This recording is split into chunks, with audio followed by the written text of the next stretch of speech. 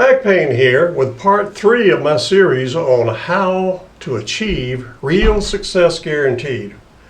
Back in part 1, I told you about how I discovered these principles of success and how I used them to take a little startup business in a small rental unit and build it into the largest cultured marble manufacturing operation in the state of Florida, because I used these 5 principles of success. I went on to describe what the meaning of success is, because many people are not aware of what it really is. Most people think about it in a money situation. They think that if somebody has a lot of money, they must be successful. It's not necessarily the case. I explained to you the true meaning of success, the one that I took from Earl Nightingale, which is a good one. It worked for me. And that is, success is the progressive realization of a worthy goal.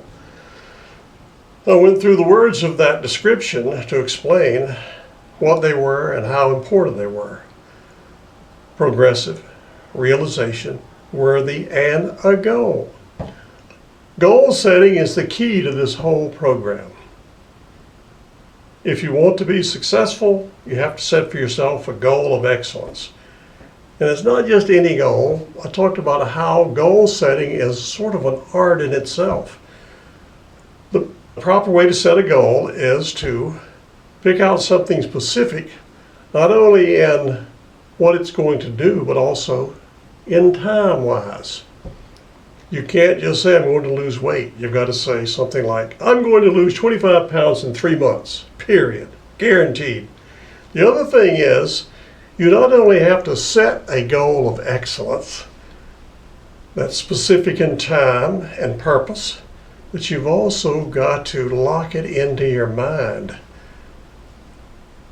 I said that you have to brainwash yourself, meaning you've got to get rid of all the negative thoughts and put this goal into your mind and realize that you're going to achieve that goal. I told you about one simple method in goal setting is to put your goal statement down on a 3x5 card. Put it in your pocket. Take it out several times a day and look at it. Look at it again and again and again, because you want to get it locked in. Another helpful way to do it is make out another one of these cards and tape it on your bathroom mirror. That means you'll more than likely see it twice a day close up. And keep looking at it and reading it, and after a while something strange will happen. And now we are ready to move on to the second principle of success. The second step to you achieving real success guaranteed. In step number 1, or the first principle of success, I talked about goal setting and how important it is to do it right. You can't just say, I think I'm going to have a goal to do something. You've got to lock it in to your heart and determine that you are going to accomplish that goal.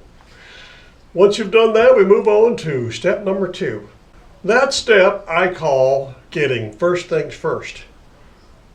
Basically, it means you've got to figure out how you're going to accomplish your goal.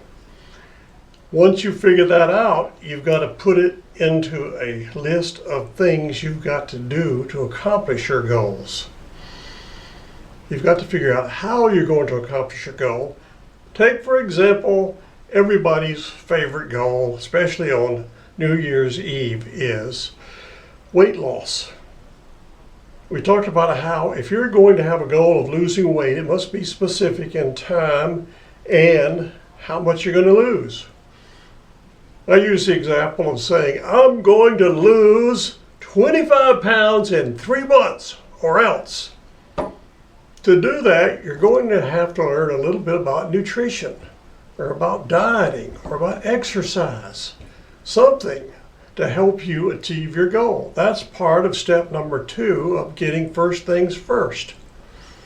Back when I was building up my cultured marble business to become the largest one in the state, that I had on my goal statement, I ran into a little problem taking care of step number 2.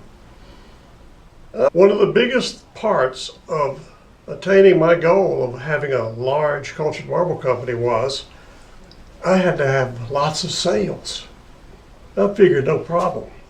I am a graduate of the University of Florida Business Administration College with a specialty in marketing. I also have a master's degree in business from the American Technological University in Killeen, Texas.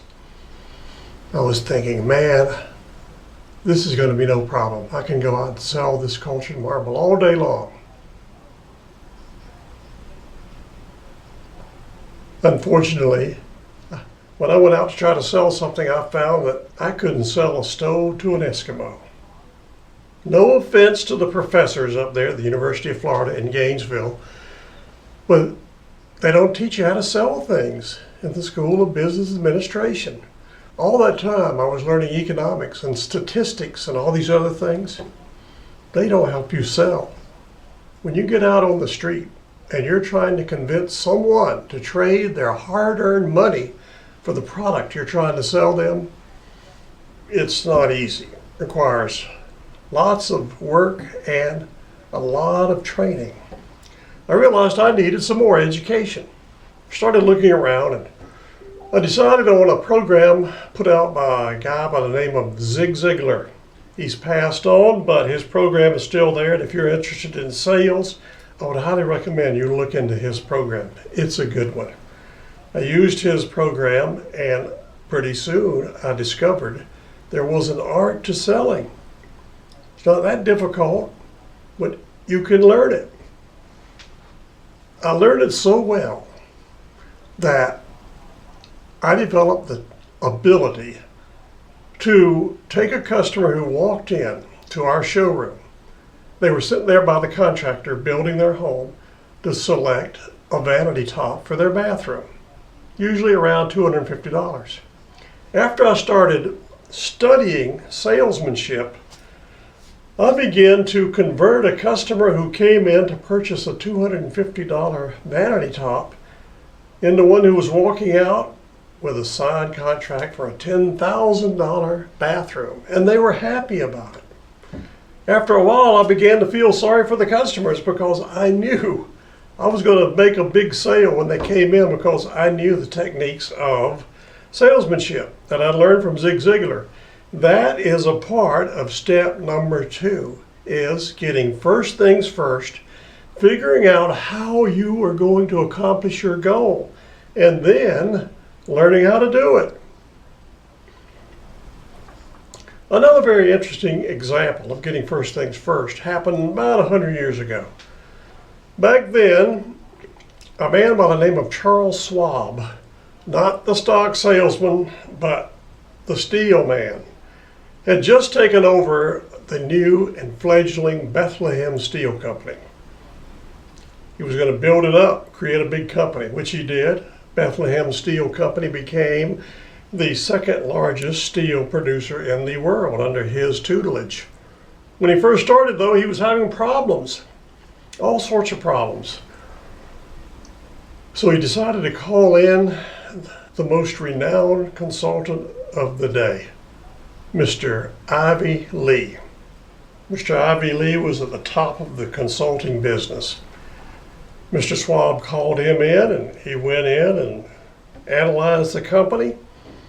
After a while, he went to Mr. Schwab and said, I have a deal for you. I have a list of suggestions I'm going to give to you, and I'm not going to charge you a penny for it now. I would like you to take these instructions, use them for a year. I'll come back, and at that time, you decide if you owe me anything for this information. Mr. Schwab said, that sounds like a good deal. I don't have to pay this high-paid consultant anything up front. So he did it, took the program and put it to work. A year later, Mr. Ivy came back, met up with Mr. Schwab and said, well, what do you think? You've had it a year. When he did that, Mr. Schwab handed Ivy Lee a check for $25,000. In today's dollars, that'd be about $500,000. because the advice that Mr. Lee gave to Mr. Schwab worked for him that good. What that advice was this, very simple. He told Mr. Schwab, every day you come into your office, sit down and write down on a list and priorities, starting as the biggest priority is number one, and list everything else as it decreases in priority. And during that day, work on number one first. Do not go to number two until you finish number one, even if you have to stay there all day and all night. Work on number one. Then move to number two, and then on down the line. That system worked so well for Mr. Schwab and the Bethlehem Steel Company. He wrote Mr. Lee a $25,000 check in 1925. That shows you how effective you can be if you get first things first. You do that, you'll accomplish step number two in this program to guarantee you real success. And we are now going to move on to principle number 3 in this program that is going to change your life for the better because it's going to make you successful.